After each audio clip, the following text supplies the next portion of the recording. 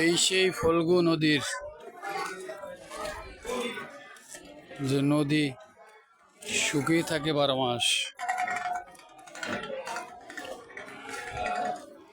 এই সেই ফল্গু নদীর গয়া।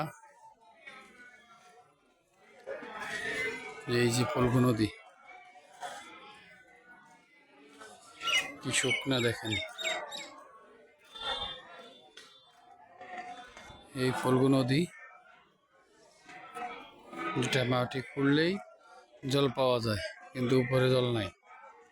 ফল্গু নদী সবসময় শুকানো থাকে। এই যে ফল্গু নদীর পাড়, এটাই সেই ফল্গু নদী যে নদী শুকা থাকে 12 মাস।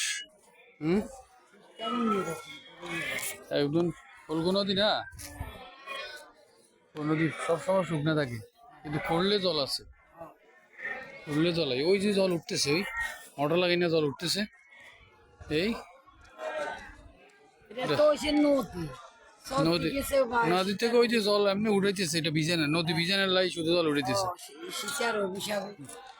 নদী ভিজানোর জন্য নদী থেকে জল উঠানো হচ্ছে মেশিনের মাধ্যমে।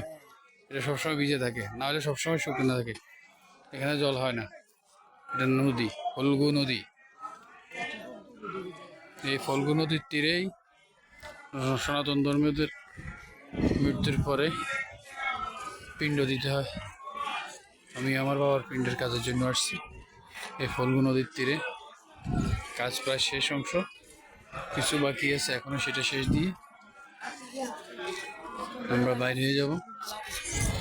ধন্যবাদ ফল্গু নদী।